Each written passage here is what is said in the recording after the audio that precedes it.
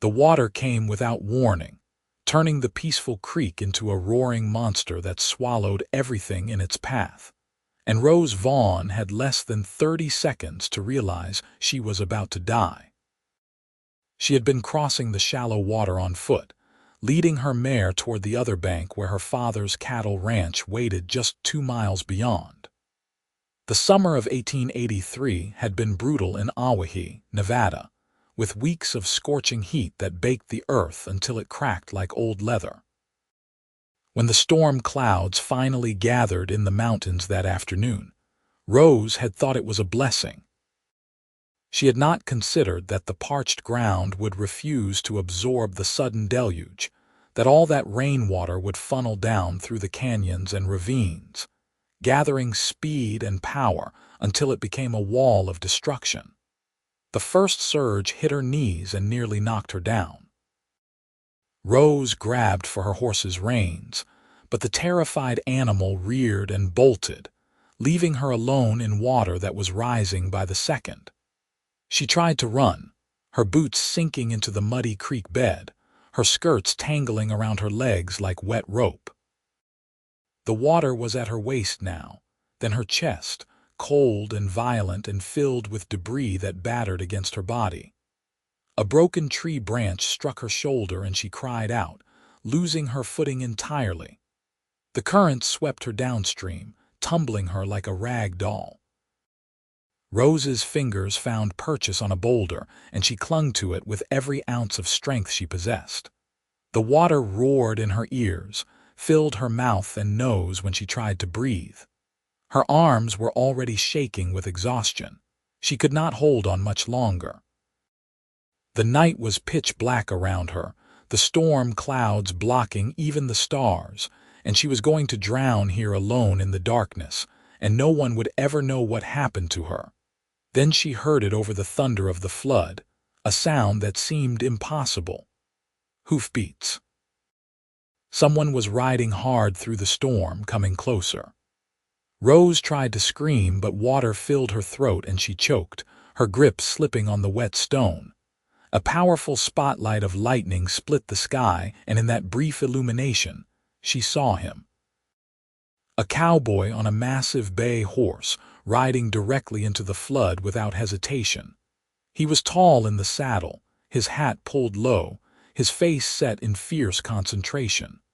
The horse plunged into the churning water and the man leaned down, his arm extended toward her. "Grab on." His voice was deep and commanding, cutting through the chaos. Rose reached up with one hand, terrified to let go of the boulder but knowing she had no choice. Her fingers were numb, slipping. She could not quite reach him. The cowboy urged his horse closer, the animal fighting against the current, and then his hand locked around her wrist like an iron band. "I got you. Let go of the rock." She released her grip, and immediately the water tried to claim her, but the cowboy held fast. With strength that seemed superhuman, he hauled her up out of the flood, pulling her across the saddle in front of him. Rose coughed and gasped, her arms wrapping around the horse's neck as the cowboy turned the animal and drove it toward higher ground. The bay horse surged forward, powerful muscles working beneath them. And then they were climbing up the bank, leaving the deadly water behind. They made it to solid ground, and the cowboy dismounted in one smooth motion, then reached up and lifted Rose down as though she weighed nothing at all. Her legs would not hold her and she collapsed against him, still coughing up creek water, her whole body shaking violently from cold and shock. "Easy now, easy," he said, his voice gentler than before. He lowered them both to the ground, keeping his arms around her. "You are safe. Just breathe." Rose tried to speak, but could only manage a strangled sob. The reality of how close she had come to death crashed over her, and she shook even harder. The cowboy pulled off his long coat and wrapped it around her shoulders, then gathered her close against his chest. He was warm and solid and real, and Rose pressed her face against his shirt and cried while the storm raged around them. She did not know how long they sat there in the mud and rain. Gradually, her breathing steadied and the violent shaking subsided to occasional tremors. Rose became aware of other details: the steady rhythm of the cowboy's heartbeat beneath her ear, the way his hand moved in slow circles on her back, the masculine scent of leather and horse and sage. "Thank you," she finally managed to whisper. "You saved my life. Could not just ride past and let you drown." His voice rumbled in his chest. "Can you tell me your name?" "Rose. Rose Vaughn. My father owns the ranch 2 miles east of here." She pulled back slightly and looked up at her rescuer.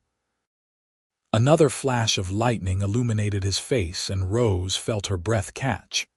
He was perhaps 25 years old, with strong features, a square jaw dark with stubble, and eyes that were pale even in the darkness. His hair was black and wet from the rain, curling slightly at his collar. "Preston Lawson," he said. "I just hired on at the Double Creek Ranch about 3 weeks back. Was riding fence line when the storm hit and saw the flash flood coming. Figured anyone caught near the creek would be in trouble." "You rode into a flash flood to look for someone who might not even be there?" Rose stared at him in amazement. Preston shrugged, looking uncomfortable with her gratitude. "Seemed like the right thing to do." The rain was finally beginning to ease, the worst of the storm moving on as quickly as it had arrived. Preston helped Rose to her feet, steadying her when she swayed. Her dress was torn and muddy, her hair hanging in wet tangles down her back. She had lost both her boots somewhere in the flood. "We need to get you home and warmed up," Preston said. "Can you ride?" Rose nodded, though in truth she was not certain. Preston lifted her onto his horse with ease and then swung up behind her. He gathered the reins and wrapped one arm around her waist, pulling her securely against him. Rose leaned back into his strength, too exhausted to care about propriety. "Which direction?" Preston asked. "East. Follow the ridge line." Rose's teeth were starting to chatter again despite the coat. Preston urged the bay into a steady trot, navigating by feel through the darkness. The storm was moving off to the south now, occasional rumbles of thunder marking its retreat. Stars began to appear between breaking clouds. "How did you know where to find me?" Rose asked. She could not stop thinking about the impossibility of her rescue, the perfect timing that had brought this stranger to exactly the right place. "I did not know for certain. I was riding the fence line when I saw the rain coming down heavy in the mountains. Knew what that meant for the low areas. The creek crossing is the most dangerous spot for miles, so I headed there as fast as I could." Preston's arm tightened slightly around her waist. "When I saw your horse running loose without a rider, I knew someone was in the water. My mare, did you see which way she went?" "North along the ridge. She will likely head home on her own once she calms down." They rode in silence for a while. Rose was acutely aware of Preston's body against her back, the strength in the arm that held her secure, the confident way he handled his horse over unfamiliar terrain in near darkness. Most men, she knew, would have waited until morning to go looking for a possible victim. Preston had ridden directly into danger without hesitation. "There," Rose said, pointing. "Those lights ahead, that is my father's ranch." The main house was a sprawling structure of wood and stone with a wide porch that wrapped around 3 sides. Light glowed in several windows, and Rose could see figures moving behind the curtains. As they approached, the front door flew open and a tall man with silver hair rushed out. "Rose! Dear God, Rose!" Her father ran toward them as Preston brought the horse to a stop. "We have been searching everywhere. Your horse came back without you, and we thought—" His voice broke and he reached up to lift Rose down from the saddle. He wrapped her in a fierce embrace, his whole body shaking. "I am all right, Papa," Rose said against his shoulder. "I got caught in the flash flood at the creek crossing, but this man saved me." Preston Lawson. He rode in and pulled me out." Her father released her and turned to Preston, who had dismounted and stood holding his horse's reins. "You saved my daughter's life." "Just happened to be in the right place, sir." "Right place nothing. You are a hero." Rose's father gripped Preston's hand and shook it hard. "James Vaughn, come inside, both of you. We need to get Rose warm and dry, and you as well, then I want to hear the whole story." Rose's mother rushed out then, crying and exclaiming over her daughter's bedraggled state. She ushered Rose inside while calling for hot water and clean clothes. Rose looked back over her shoulder at Preston, who stood awkwardly in the doorway with her father. "Please stay," Rose said. "I want to thank you properly." Preston met her eyes and something passed between them, a connection that made Rose's heart beat faster despite her exhaustion. He nodded slowly. "All right." Rose's mother swept her upstairs to her bedroom where a fire was already blazing in the hearth. She helped Rose out of her ruined dress and into a hot bath that had been prepared. Rose sank into the water with a groan of relief, feeling the warmth seep into her chilled bones. Her mother washed her hair and fussed over the bruises already forming on her shoulder and arms from the debris in the flood. "I cannot believe you are alive," her mother said, tears running down her face. "When your mare came back alone, we thought the worst. Your father and the ranch hands were just about to ride out searching when you arrived. If not for Preston, I would be dead," Rose said quietly. "I was holding onto a rock, but I could not have lasted much longer. The water was so strong, Mama, it came out of nowhere. Flash floods are deadly this time of year. You know better than to be near the creek when storms are in the mountains." "I know. I thought I could make it across before the rain reached the valley. I was wrong." Rose closed her eyes, remembering the terror of being swept away by the current, the certainty that she was going to die. Then Preston's hand locking around her wrist, pulling her to safety. After her bath, Rose dressed in a clean blue cotton dress and braided her damp hair. She could hear voices downstairs, her father talking with Preston.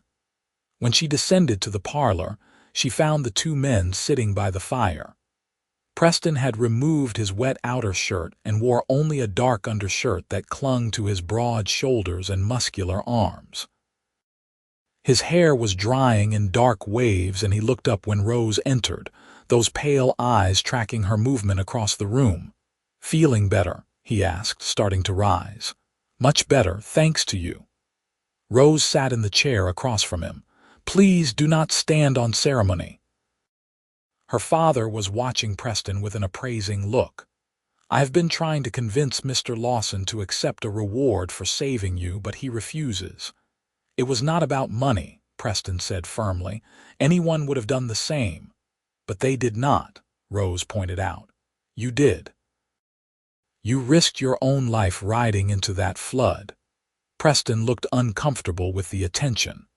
Rose studied him in the firelight, noting details she had missed in the darkness and chaos.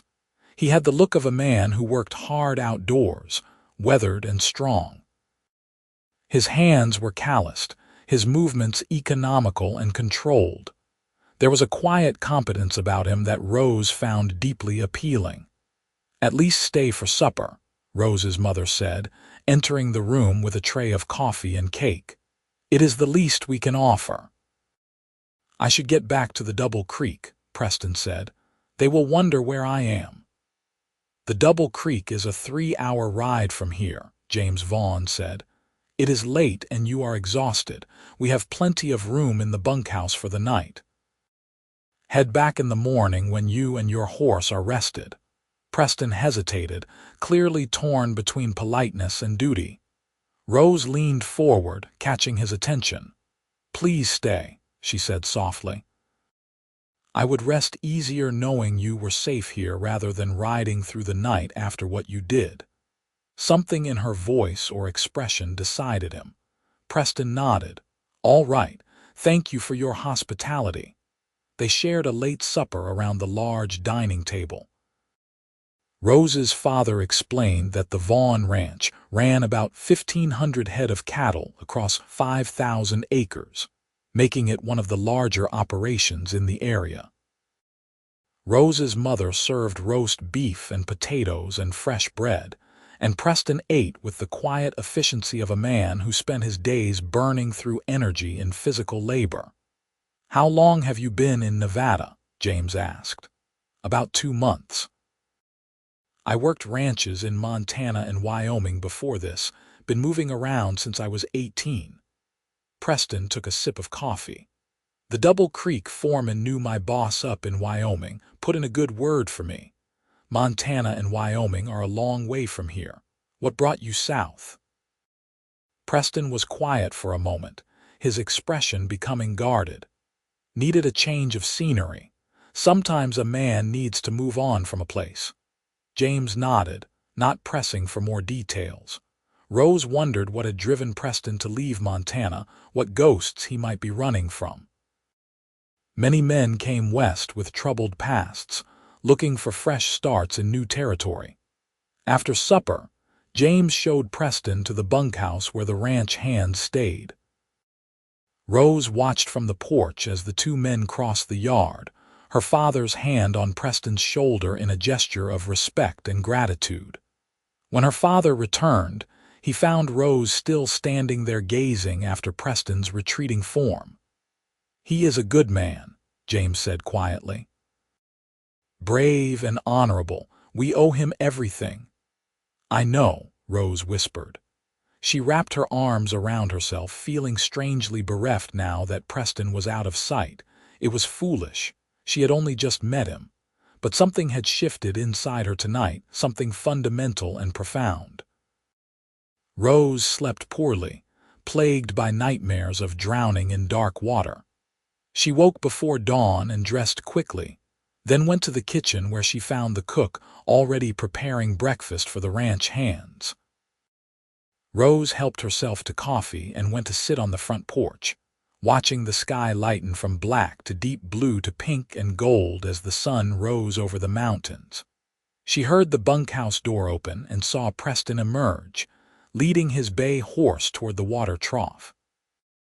He was dressed in clean clothes now, his wet things from the night before rolled in a bundle behind his saddle. Rose set down her coffee cup and walked across the yard toward him. Preston looked up at her approach, his expression unreadable. "Morning, you are up early. Could not sleep, you?" "Same." Preston patted his horse's neck as the animal drank deeply. "How are you feeling? Any worse for wear from last night, sore and bruised but alive?" Rose moved closer, studying his profile in the early morning light. "I never properly thanked you for what you did." "You saved my life, Preston. I will never forget that." He turned to face her fully, and Rose was struck again by the intensity of his pale eyes. Gray, she realized. His eyes were a clear, striking gray. "I am glad I was there," Preston said quietly. "The thought of you drowning in that flood, alone in the dark." He shook his head. "I am glad I got there in time. So am I." Rose took a breath, gathering her courage. "Will you come back, to visit, I mean? I would like to see you again." Preston's expression softened. "I would like that too. But your father is a wealthy rancher and I am just a cowhand. People might talk." "I do not care what people say," Rose said firmly. "Do you?" A slow smile spread across Preston's face, transforming his serious features. "No, Miss Vaughn, I do not. Rose, please call me Rose. Rose." The way he said her name made something flutter in her chest. "I am usually in town on Sundays. Maybe I could call on you then." "I would like that very much." Rose felt herself smiling widely, happiness bubbling up inside her. They were interrupted by James Vaughn coming out of the house, followed by the ranch cook carrying a basket. "Mr. Lawson, before you head out, we packed some food for your journey, and I want you to take this." He held out a leather pouch that clinked with the sound of coins. Preston stepped back, shaking his head. I already told you I cannot accept payment for doing what was right."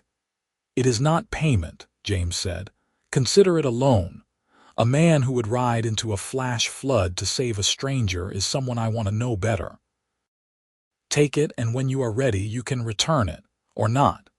Either way, you will always be welcome on this ranch." Preston looked between James and Rose, clearly moved. He finally accepted the pouch with a nod of thanks. "You are good people. I will pay this back, I promise you that." "Just take care of yourself and come back safe," James said, shaking his hand. "And remember, we owe you everything. If you ever need anything, anything at all, you come to us." Preston mounted his horse and looked down at Rose. "I will see you Sunday, then." "Sunday," Rose agreed, her heart racing.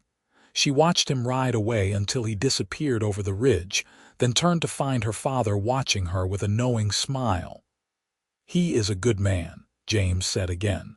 "I think perhaps this flood was not entirely a disaster after all." Rose felt her cheeks warm, but she smiled back. "Perhaps not." The days until Sunday moved with agonizing slowness. Rose found herself constantly distracted, replaying the rescue in her mind and remembering every detail of Preston's face, his voice, the strength of his arms around her. She helped with the usual ranch work, tending the kitchen garden and mending clothes and doing the accounts for her father, but her thoughts were always elsewhere. Her mother noticed, of course. "You are thinking about that cowboy," she said on Saturday morning as they worked together canning vegetables from the garden. "His name is Preston," Rose said, feeling defensive. "And yes, I am thinking about him. Is that so wrong?" "Not wrong, just sudden. You only just met him." "I know.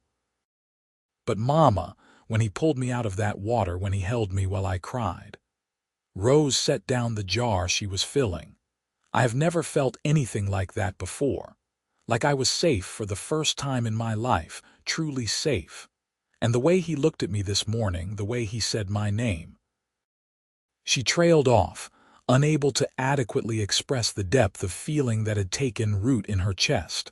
Her mother came around the table and put her arms around Rose. "I understand, sweetheart. Sometimes we know, right from the start. Your father knew when he first saw me that I was the woman he would marry. He told me later that it hit him like a lightning bolt, that certainty." She pulled back and looked into Rose's eyes. "Just be careful. We do not know much about Preston's past or his circumstances. He is a drifter by his own admission." "He is a good man," Rose said firmly. "I know it, I feel it. I believe you, but take your time getting to know him. There is no rush." Except Rose felt there was a rush, an urgency she could not explain. Life was so fragile. She had nearly died 3 nights ago. Who knew what tomorrow might bring? She did not want to waste time being cautious when her heart was pulling her so strongly toward Preston. Sunday finally arrived, bright and clear. Rose attended church with her parents in the morning, sitting through the service in a distraction of anticipation. When they returned home just after noon, she changed into her best dress, a green calico that brought out the amber in her hazel eyes, and waited on the front porch. Preston arrived in the early afternoon, riding his bay horse at an easy pace up the long drive to the house. He had cleaned up, Rose noticed, his dark hair still damp from washing, his shirt clean and pressed. He dismounted and tied his horse to the porch rail, then climbed the steps to where Rose waited. "You look beautiful," he said simply, and Rose felt warmth flood through her. "Thank you. Would you like to walk? There is a path through the cottonwoods that leads to a meadow with a nice view." "I would like that." They walked side by side through the grove of trees, their shoulders occasionally brushing. Rose was intensely aware of Preston's presence beside her, the way he moved with easy grace, the way he seemed to be always watching their surroundings with alert attention. "How has your week been?" Rose asked. "Busy." "We have been moving cattle to new grazing land, long days in the saddle," Preston glanced at her. "But I thought about you, wondered how you were healing up. Still some bruises, but I am well. I have been thinking about you too." Rose felt bold saying it, but she wanted him to know. They emerged from the cottonwoods into a wide meadow dotted with wildflowers. Mountains rose in the distance, purple and majestic against the blue sky. Rose led Preston to a large flat rock and they sat together, looking out at the view. "This is beautiful country," Preston said. "Different from Montana, drier, harsher in some ways, but beautiful." "What was Montana like?" Preston was quiet for a long moment. "Green. Lots of trees and rivers, cold winters. I worked on a ranch there for 3 years, thought maybe I had found a place to settle." His jaw tightened. "Things did not work out the way I planned." Rose waited, sensing there was more he wanted to say. Finally, Preston continued, his voice low. "I was engaged to be married. Girl I had known since childhood followed me out to Montana when I got work there. We were saving up to start our own place." He picked up a small stone and turned it over in his hands. "She died of scarlet fever 2 winters back. After that, I could not stand to stay. Everything reminded me of her, of the life we had planned." "I am so sorry," Rose said softly, her heart aching for him. "I loved her, thought she was my whole future. When she died, I felt like part of me died too." Preston looked at Rose, his gray eyes intense. "I have been drifting since then, taking work where I can find it, never staying anywhere too long. Telling myself I did not deserve to be happy when she never got the chance." Rose reached out and covered his hand with hers. "She would not want you to live like that. Punishing yourself does not honor her memory. I know. In my head I know that, but my heart has been so empty for so long." Preston turned his hand over so their palms pressed together, his fingers curling around hers. "Until the other night. When I pulled you out of that water and you were alive, breathing, safe in my arms, I felt something shift, like waking up after a long sleep." Rose's breath caught. "I felt it too, that connection between us. I have never experienced anything like it." "I barely know you," Preston said, almost wonderingly. "But I cannot stop thinking about you. When I close my eyes, I see your face. When I am working, I find myself counting the hours until I could come see you again." "Then come see me often," Rose said. "Get to know me. Let me know you." "We have time." Preston lifted her hand and pressed his lips to her knuckles, a gesture so tender it made Rose's eyes sting. "I want that, more than I have wanted anything in a long time. But Rose, you need to understand I have nothing. I am a ranch hand with a horse and a saddle and not much else. Your father is a wealthy man. You deserve someone who can provide for you properly." "I do not care about money," Rose said fiercely. "You think I care about that after you saved my life? You are brave and kind and honorable. That matters more than land or cattle or anything else." Preston searched her face, then slowly smiled. "You are remarkable, you know that. I am practical, and I know what I want." Rose squeezed his hand. "Do you?" "Yes," Preston said without hesitation. "Yes, I do." They stayed in the meadow for hours, talking about everything and nothing. Preston told her about growing up on a small farm in Missouri, about learning to break horses when he was 14, about the first time he rode out into the true wilderness and felt like he had found where he belonged. Rose told him about her childhood on the ranch, about learning to ride before she could properly walk, about her love of reading and her dreams of maybe teaching school someday. When the sun began to sink toward the mountains, they walked back to the house hand in hand. James and Rose's mother were sitting on the porch, and Rose could tell from her father's expression that he had noticed the joined hands and knew what it meant. "Will you stay for supper, Mr. Lawson?" Rose's mother asked. "Thank you, madam, but I should be getting back. I have work early tomorrow." Preston looked at Rose. "May I come again next Sunday? Please do," Rose said softly. She walked him to his horse and Preston paused before mounting, his hand coming up to cup her cheek. "Thank you for today, for listening, for understanding, for being you." "Thank you for trusting me with your story," Rose said. Preston leaned down slowly, giving her time to pull away if she wanted. Rose did not want. She tilted her face up and their lips met in a gentle kiss that sent warmth cascading through her entire body. Preston's arms came around her waist and Rose leaned into him, her hands resting on his chest where she could feel his heart beating as fast as her own.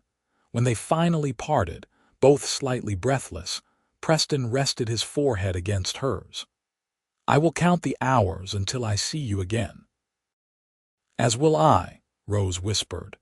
She watched him ride away again, but this time the ache of separation was tempered by joy and anticipation. He would be back. They had time. The summer weeks passed in a blur of happiness.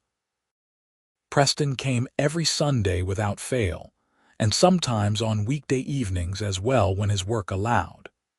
They walked together through the ranch land, rode horses into the hills, sat on the porch talking while her parents discreetly gave them privacy. Preston was courting her properly, Rose realized, with patience and respect and growing affection that showed in every look and touch. He told her more about his past, about the grief that had consumed him after his fiancée died, about the guilt he had carried for surviving when she did not. Rose listened and understood and offered comfort without judgment. In turn, she shared her own fears and dreams, her occasional loneliness as an only child on a remote ranch, her desire to see more of the world beyond Nevada. "Maybe we could travel together someday," Preston said one evening as they sat together watching the sunset. "See the ocean, visit the big cities back east." "Together?" Rose's heart leaped. Preston turned to face her, taking both her hands in his. "Rose, I know it has only been a couple months, but I have to tell you how I feel. I am in love with you, completely, utterly in love with you. You brought me back to life when I thought I would spend the rest of my days just going through the motions. When I am with you, I feel whole again, happy. Like I have finally found my home." Tears spilled down Rose's cheeks.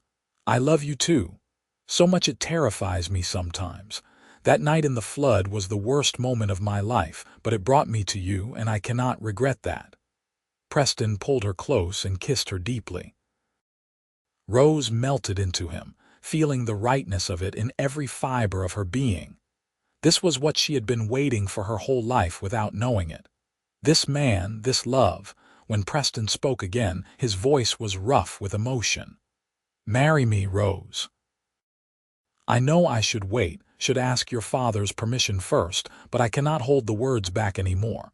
Marry me. Let me spend the rest of my life loving you and keeping you safe and making you happy." "Yes," Rose said through her tears. "Yes, of course, yes." They kissed again, joy and passion and promise all tangled together. When they finally made their way back to the house, both flushed and smiling, James Vaughn took one look at them and laughed. "I assume congratulations are in order." "I hope so, sir," Preston said, suddenly nervous. "I have not asked your permission yet. That was improper of me, but I could not help myself." He straightened his shoulders and met James's eyes directly. "I love your daughter more than life itself. I want to marry her and spend the rest of my days making her happy. I know I am just a ranch hand without much to offer, but I swear to you I will work hard and provide for her the best I can. I will never let harm come to her. She will always be cherished and protected and loved." James studied Preston for a long moment, then broke into a wide smile. He extended his hand and Preston shook it firmly. "I have been waiting for you to ask since the day you pulled her out of that flood. Anyone with eyes could see you two were meant for each other. You have my blessing, son. Welcome to the family." Rose's mother cried happy tears and embraced them both. They celebrated with champagne that James had been saving for a special occasion, toasting the engaged couple and making plans for the future. Preston admitted that he had already spoken with the foreman at the Double Creek about leaving, that he wanted to find more stable work if he was going to support a wife. "Work for me," James said immediately. "I need a good foreman, and mine is talking about retiring next year. I have seen your work ethic and your character. The job is yours if you want it." Preston looked stunned. "Sir, that is incredibly generous, but I do not want charity." "It is not charity, it is good business. You are exactly the kind of man I want running my outfit." "Besides," James smiled, "I want to keep my daughter close, and I suspect she will go wherever you go." "He is right about that," Rose said, squeezing Preston's hand. Preston accepted the job with gratitude and relief. He moved to the Vaughn ranch the following week, taking up residence in the foreman's quarters and beginning to learn the operation from top to bottom. Rose saw him every day now, stealing moments together between work tasks, sharing meals with her family, building the foundation of their future together. They were married in early October when the heat had finally broken and the air turned crisp and clear. The ceremony took place at the small church in Awahi, with the whole community turning out to celebrate. Rose wore her mother's wedding dress, altered to fit her slighter frame, with flowers from the ranch woven into her hair. Preston looked handsome in a new black suit, his eyes shining as he watched Rose walk down the aisle toward him. When the preacher asked if he would take Rose as his wife, Preston's voice rang out strong and certain. "I will, with all my heart." Rose's voice was equally firm when she made her own vows. They exchanged simple gold bands and sealed their marriage with a kiss that drew cheers and applause from the assembled guests. The celebration afterward featured music and dancing and more food than the entire town could eat. Preston danced with his new bride, holding her close as they swayed to the fiddle music, both of them grinning like fools. "Happy," Preston murmured against her hair. "Deliriously," Rose said. "You, more than I ever thought I could be again." Preston pulled back to look into her eyes. "Thank you for taking a chance on a broken-down cowboy with nothing but a horse and a dream. You were never broken, just hurt, and you had more to offer than you realized." Rose touched his cheek gently. "You offered me your heart, and that is everything." They spent their wedding night in the main house, in a room Rose's mother had prepared with fresh flowers and clean linens. Preston carried Rose over the threshold and set her down carefully, then turned to lock the door behind them. When he faced her again, the love and desire in his eyes took Rose's breath away. "I love you, Mrs. Lawson," he said, crossing the room to take her in his arms. "I love you, Mr. Lawson," Rose replied, reaching up to begin unbuttoning his shirt. They came together with tenderness and passion, learning each other's bodies, celebrating their union. Rose had never felt so cherished, so desired, so perfectly matched to another human being. Preston was gentle and patient, making sure her pleasure matched his own, whispering words of love against her skin. Afterward they lay tangled together, Rose's head on Preston's chest, listening to his heartbeat slow to its normal rhythm. "I have dreamed of this," Preston said quietly, his fingers tracing patterns on her bare shoulder. "Not just this, making love to you, though that was beyond anything I imagined, but this feeling of peace, of being exactly where I belong, with exactly who I am meant to be with. I did not think I would ever have this again after Sarah died. Part of me thought I did not deserve it." Rose propped herself up on one elbow to look at him. "Do you still feel guilty?" Preston considered the question seriously. "No. I will always carry sadness for what happened to Sarah, for the future we lost. But I do not feel guilty anymore for being happy. She would have wanted me to move on, to live fully. And I think, maybe, she sent you to me. Maybe that flood happened for a reason, to bring us together. I like to think so, Rose said softly. I nearly died that night, but instead I found the love of my life. Seems like fate to me. Preston pulled her down for a long, sweet kiss. They made love again, slower this time, savoring every touch and whisper. Eventually, they fell asleep wrapped in each other's arms, beginning the first night of their life together. The months that followed were the happiest Rose had ever known. Preston threw himself into his work as foreman with dedication and skill that impressed everyone on the ranch. The hands respected him, her father trusted him, and the operation ran smoother than it had in years. Preston proved to have a gift for managing both cattle and men, firm but fair, leading by example rather than intimidation. Rose continued helping with the household and accounts, working alongside Preston to build their future. Her father had given them a parcel of land on the northern edge of the ranch property, and they began planning the house they would build there someday. For now, they were content in the foreman's quarters, making the small space their own with curtains Rose sewed and furniture Preston built with his own hands. Winter came to Nevada, cold and harsh. The ranch work continued through snow and bitter wind, and Rose worried every time Preston rode out in bad weather. She could not forget how quickly the flash flood had turned deadly, how fragile life could be. Preston always came home safe, though, stamping snow off his boots and pulling Rose into his arms to warm himself by her fire. Spring arrived with welcome warmth and the birth of new calves. Rose discovered she was pregnant in April, just 6 months after their wedding. She told Preston one evening as they lay in bed, his hand resting on her still flat stomach. "A baby." Preston's voice was full of wonder. "We are going to have a baby." "Yes. The doctor confirmed it yesterday when I went into town with Mama." Rose searched his face anxiously. "Are you happy?" "Happy?" Preston laughed and pulled her into a fierce embrace. "Rose, I am overjoyed, terrified but overjoyed. A father, I am going to be a father." He pulled back and cupped her face in his hands. "And you are going to be a mother, we are going to have a family." Tears filled Rose's eyes. "I was not sure how you would feel. I know you lost so much before, and I worried this might bring up painful memories." Preston kissed her gently. "This is not the past, this is our future. Our child, our family. I could not be happier, I promise you that." His hand moved to rest protectively over her abdomen. "We are going to love this baby so much." Rose's pregnancy progressed smoothly through the summer months.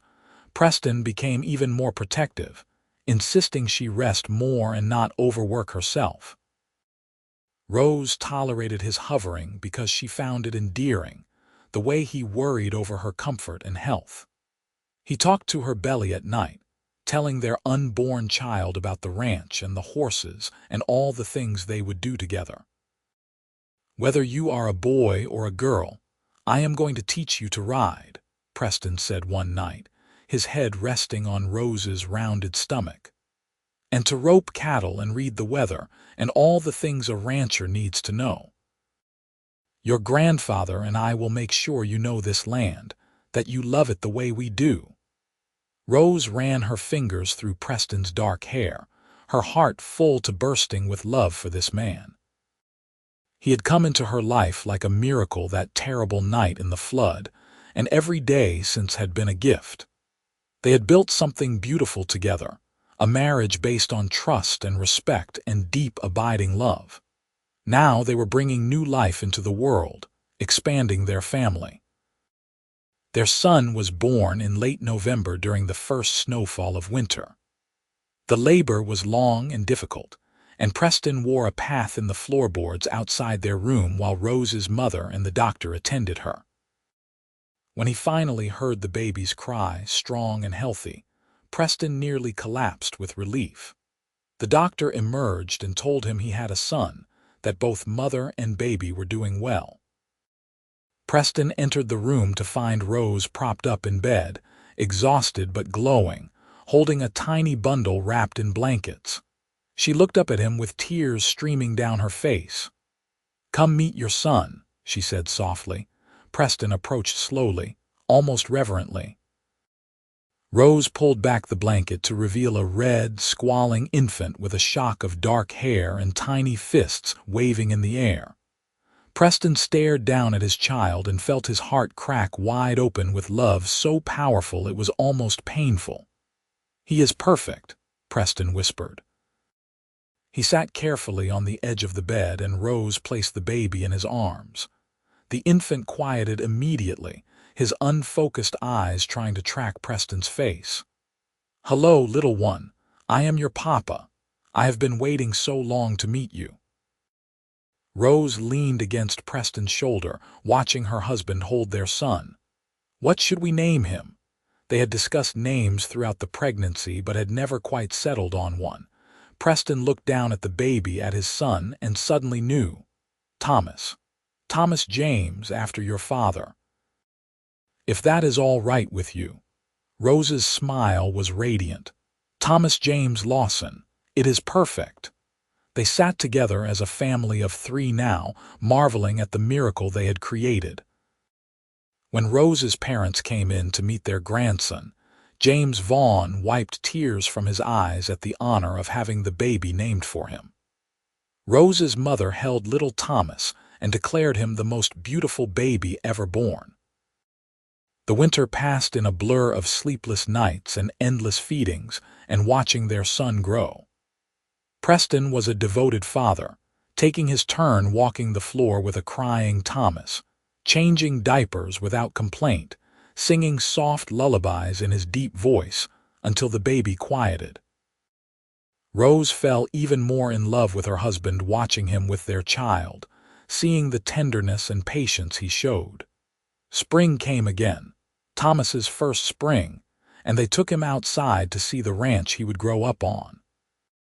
Preston held his son and pointed out the horses and cattle, the mountains in the distance, the wide Nevada sky. Thomas was too young to understand, but he looked around with bright, curious eyes, taking in this new world. "Someday all of this will be yours," Preston told him. "This ranch, this land. Your grandfather and I are building something good here, something lasting. You will grow up knowing your place in the world, knowing you are loved and valued. You will never doubt that." Rose stood beside them, one hand resting on Preston's arm, the other shading her eyes as she looked out over the ranch. 2 years ago she had nearly drowned in a flash flood, certain her life was over. Now here she stood with a husband she adored and a beautiful son, living a life richer and fuller than she had ever imagined possible. "What are you thinking?" Preston asked, noticing her pensive expression. "Just that I am grateful," Rose said, "for everything. For you, for Thomas, for this life we have built, for the flood that brought you to me." Preston shifted Thomas to one arm so he could wrap the other around Rose's shoulders. "I am grateful too. You saved me, Rose, just as much as I saved you that night. You brought me back to life, gave me a reason to stop drifting and put down roots. I love you more than words can express." "I love you too," Rose said, tilting her face up for a kiss. They stood there together as the sun rose higher, the three of them, a family forged in crisis and sealed in love. The years ahead would bring challenges and joys, struggles and triumphs, but they would face it all together. Preston had learned that second chances were real, that it was possible to rebuild after loss and find happiness again.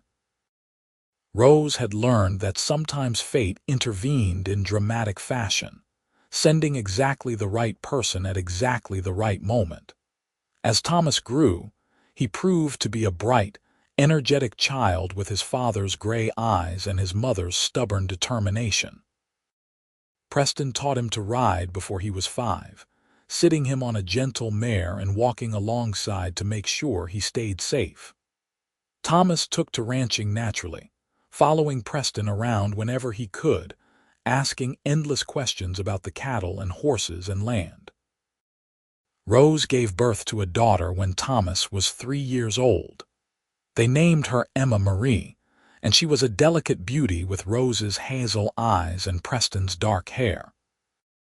Preston was just as devoted to his daughter as his son, cradling her gently and declaring her the most precious thing he had ever seen aside from her mother.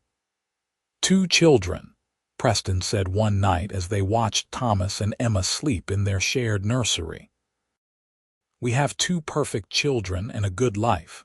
Sometimes I have to remind myself this is real, that I am actually this lucky." "You deserve this," Rose said firmly. "You deserve all the happiness in the world, and I intend to spend the rest of my life making sure you have it." Preston pulled her close and kissed the top of her head. "You already have, my love. You already have." James Vaughn officially retired when Thomas was 10 years old, turning full ownership of the ranch over to Rose and Preston.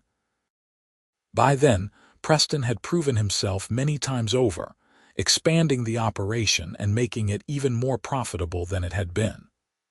The Lawson family was well respected in Awahi and throughout Nevada, known for fair dealing and quality cattle. Thomas grew into a capable young man who loved the ranch as much as his father did. Emma developed a talent for horses, training them with patience and skill that impressed everyone who watched her work.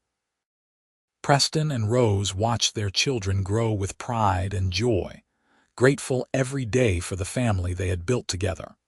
On their 20th wedding anniversary, Preston took Rose back to the meadow where he had first told her he loved her.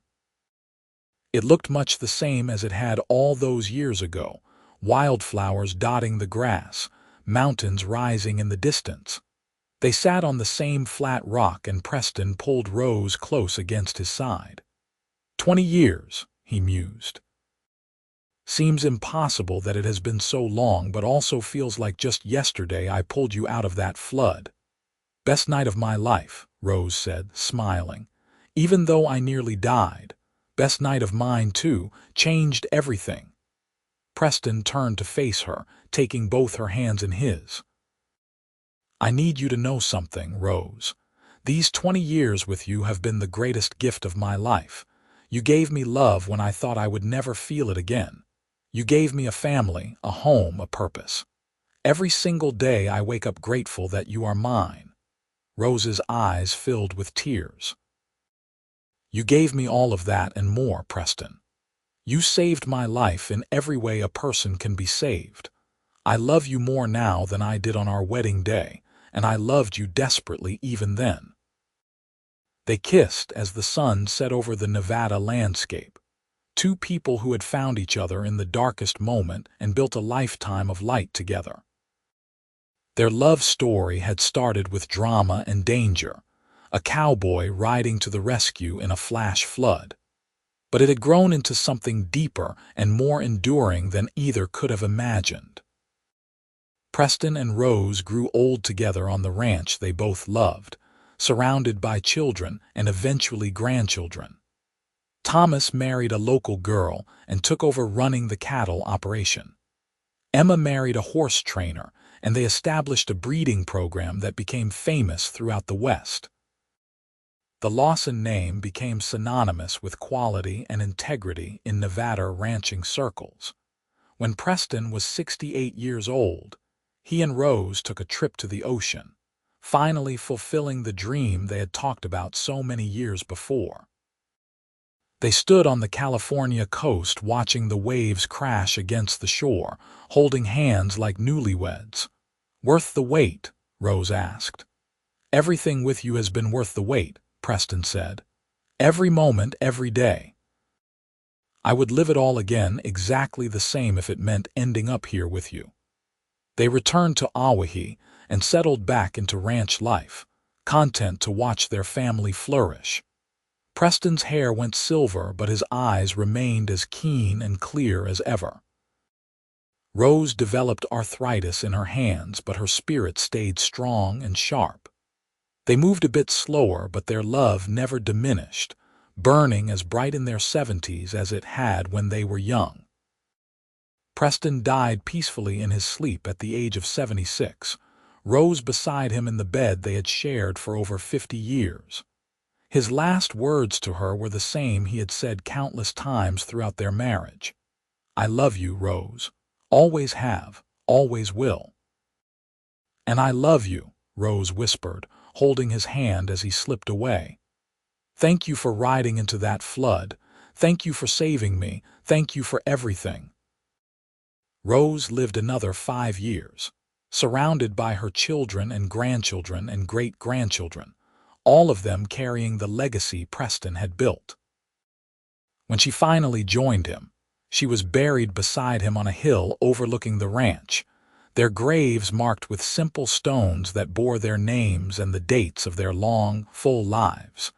The inscription Rose had chosen for Preston's stone read simply, "He rode into the flood and pulled me out.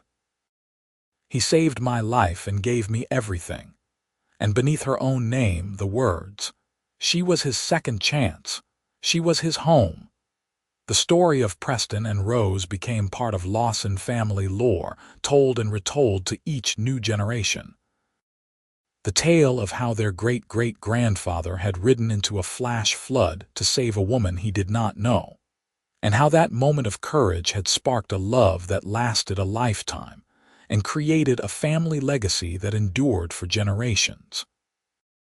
It was a reminder that sometimes the worst moments lead to the greatest blessings, that second chances are real, and that true love, once found, never fades. The ranch still stood a century later, still run by Lawson descendants who remembered the story of that night in 1883, when a cowboy named Preston saved a woman named Rose from drowning, and in doing so, saved them both.